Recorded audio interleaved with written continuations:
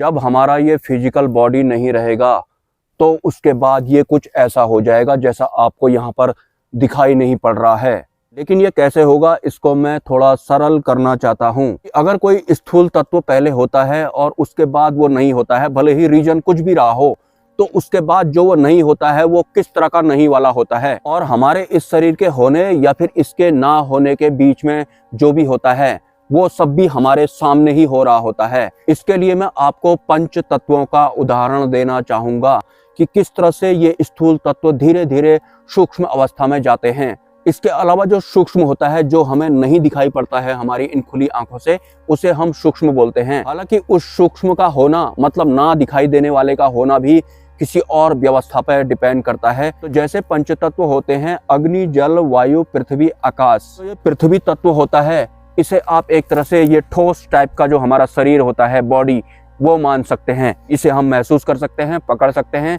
और जब हम इसे पकड़ेंगे तो हमें फील भी होगा कि हमने कुछ पकड़ा हुआ है। तो मोटा मोटा ये तो हो गया पृथ्वी तत्व, मतलब ये हमारा शरीर और ये पृथ्वी तत्व, आप इसको समझ सकते हैं। तो इस पृथ्वी तत्व में सूक्ष्म जैसा कुछ नहीं होता है, मतलब हम इसे देख भी सकते हैं, इसे पकड़ भी सकते हैं और ये हमें महसूस भी होगा। उसके बाद एक अग्नि तत्व होता है।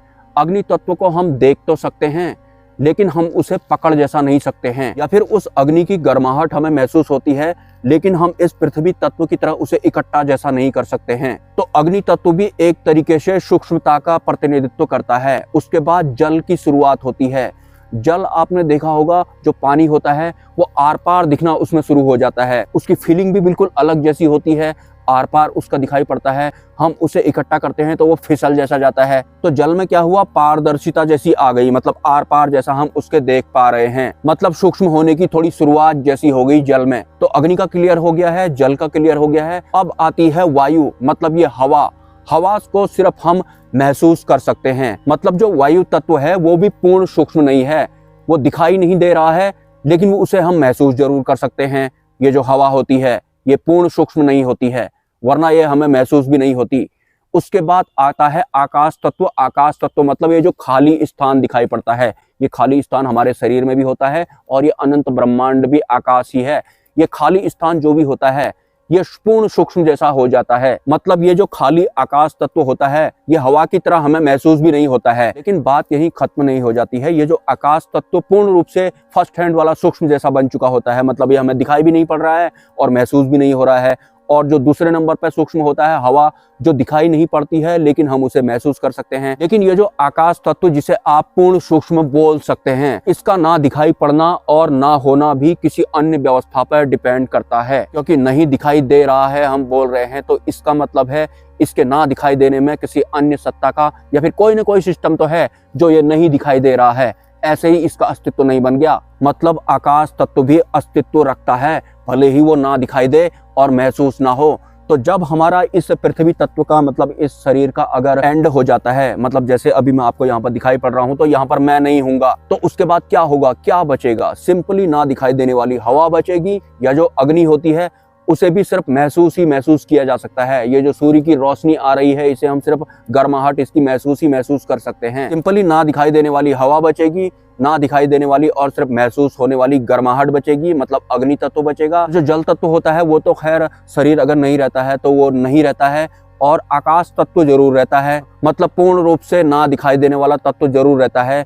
लेकिन हमारे विचार सूक्ष्म होते हैं, या फिर जो भी हमारी मान्यताएं, धारणाएं, आंतरिक जो भी व्यवस्थाएं होती हैं वो भी सूक्ष्म वाली चेतनाएं होती हैं। वो सब वैसी की वैसी ही रहती हैं, बस दिखता नहीं है इंसान। जैसे आकाश तत्व नहीं दिख रहा है, या फिर जो हवा हमें झोंका जैसा महसूस होता है, दिखाई फिर भी नहीं पड़ती है, बस इतना ही होता है। अगर ये शरीर अगर हमारा ना हो तो इस पृथ्वी तत्व का या फिर इस शरीर वाले पृथ्वी तत्व का अगर अस्तित्व खत्म हो जाता है, मतलब ये अगर नहीं रहता है, तो फिर उसके बाद इसकी कुछ इस तरह की अवस्था हो जाती है। बाकी जो भी इंटरनल सिस्टम होता है वो वैसे का वैसा ही रहता है। जो जल तत्व होता है वो भी भाप जैसा बन जाता है, वो भी इस आकाश तत्व में या फिर इस वायु तत्व में शामिल हो जाता है। मतलब जो पृथ्वी तत्व होता है वो इन बाकी के तत्वों में मिल जाता है, लेकिन अस्तित्व खत्म नहीं होता है। हमारी इंटरनल व्यवस्था का विचार वैसे ही रहते हैं, मनोस्थिति वैसी की वैसी ही रहती है। बस एक चीज नहीं होती है, ये स्थूल तत्व नहीं होता है, ये शरीर नहीं होता है, यहाँ पर आकाश तत्व बन जाता है। लेकिन हमारी दिखने वाली और महसूस होने वाली और टच करने वाली इस बॉडी का जो कुछ भी नहीं बन जाता है, मतलब जो जागरूक नहीं होगा उससे कुछ इसी तरह से समझाया जा सकता है। तो उस कुछ भी नहीं का या फिर ना दिखाई देने वाले का जो अस्तित्व होता है वो भी एक सेपरेट व्यवस्था की वजह से होता है, जो महसूस भी नहीं होती है, और इस आकाश तत्व का अस्तित्व भी उसी से होता है। मतलब ये जिन जिन शब्दों के बारे में आप जानते हैं, इन भले ही ये दिखाई देते हों, भले ही ये ना दिखाई देते हों, इन सब का जो अस्तित्व होता है उसी टॉप रेटेड एनर्जी की वजह से होता है, जो कि कण कण वाली होती है, जिसे कि परमात्मा बोलते हैं या फिर वास्तविक सत्य बोलते हैं, जो कि सिर्फ एक ही होता है, उसमें द्वंद्व नहीं होता है, वो बहुत सरल होता है, उसे जानने के लिए बुद्धि का इस्तेमाल नहीं करना पड़ता है, क्योंकि वो सरल ही इतना होता है, उसे हराया नहीं जा सकता है, उसे छुआ नहीं जा सकता है, उसे देखा भी नहीं जा सकता है। लेकिन अगर हम डायरेक्ट उसी वास्तविक सत्य की तरफ बढ़ते हैं तो फिर उसका जो प्राकट्य होता है वो एक साधक के लिए कुछ अलग ही लेवल का होता है। सतमार्गी का जो जीवन होता है, आध्यात्मिक जीवन, वो एक अलग ही हिसाब का होता है। वो एक सांसारिक को या फिर सिद्धि मार्ग वालों को समझ में नहीं आता है, क्योंकि बुद्धि और मन के पार की व्यवस्था होती है। आंतरिक स्तर पर भी वो ऐसे ही होते हैं, और जो आत्म भाव में होते हैं सिर्फ वही समझ सकता है जो खुद आत्म स्वरूप में होते हैं, जो खुद आत्म स्थित होते हैं। इसके अलावा कोई भी सांसारिक इंसान या फिर सिद्धि मार्ग वाला इंसान उन्हें छू नहीं सकता है। सिद्धि मार्ग वाले गुरुओं से आप मुक्ति मार्ग वाला ज्ञान लेंगे तो फिर वो ज्यादा से ज्यादा आपको ना दिखाई देने वाली या फिर सिर्फ महसूस होने वाली हवा या आकाश तत्व तक ही वो आपको ले जा पाएंगे, उनसे आगे वो नहीं होते हैं। जबकि आकाश तत्व में भी सिद्धि मार्ग वाले नहीं होते हैं, तो सिर्फ वायु तत्व तक ही रहते हैं, जो दिखाई नहीं पड़ती है लेकिन हम उन्हें महसूस जरूर कर सकते हैं। सिद्धि मार्ग वाले यहाँ तक होते हैं। और सतमार्ग पर चलने के लिए सिद्धि मार्ग की तरह दिमाग का इस्तेमाल करके ज्ञान इकट्ठा नहीं करना होता है, शब्दों के अर्थों में नहीं उलझना होता है। अंतरिम जागृति होने के बाद ही आप सतमार्ग पर चल पाएंगे, वरना आप सिर्फ ज्ञान इकट्ठा कर पाएंगे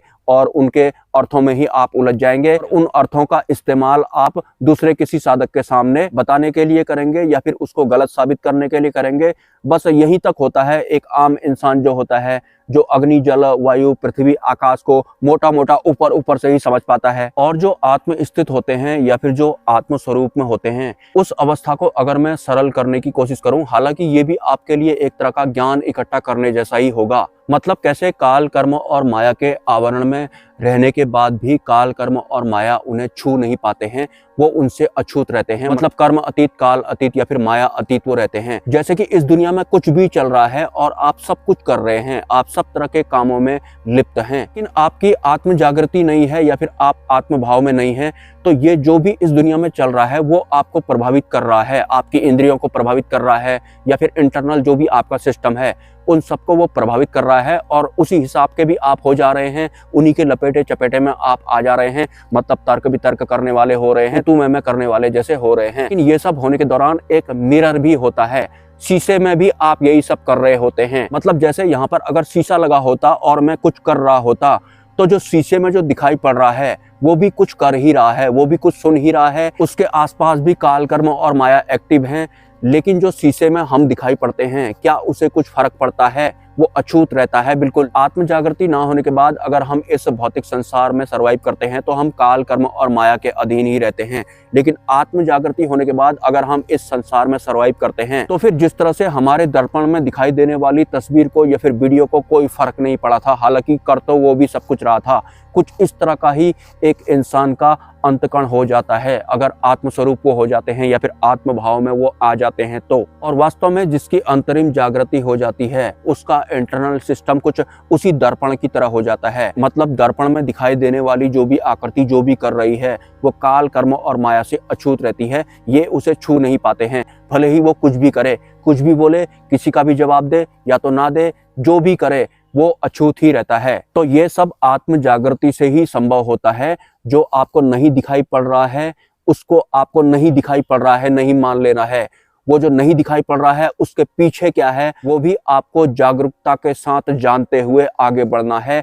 कोई अपने अंदर आपको भरना नहीं है। जैसे कि आपको कोई अनुभव होता है, आपको कोई देवता दिखाई पड़ते हैं, उन देवता के पीछे आपको बहुत तेज प्रकाश भी दिखाई पड़ता है, लेकिन आप उस प्रकाश में नहीं पहुंचे, आप देवता में ही अटक गए, या फिर आप उनके चेहरे में, उनके हाव भाव में ही आप अटक गए। किसी भी देवता के पीछे जो प्रकाश दिखाई पड़ता है, जिसे कि आभा मंडल या फिर ऑरा कहते हैं, उसका मतलब ये होता है कि हमारी मंजिल इस प्रकाश के पार है। मतलब उस देवता के पीछे कुछ है, हमें वहां जाना है, हमें उन देवता या फिर भगवान पर नहीं अटकना है। अगर आप सतमार्ग पर चल रहे हैं तो उस प्रकाश के पार हमें जाना है, वहीं से वास्तविक सत्ता की शुरुआत होती है। नमस्कार।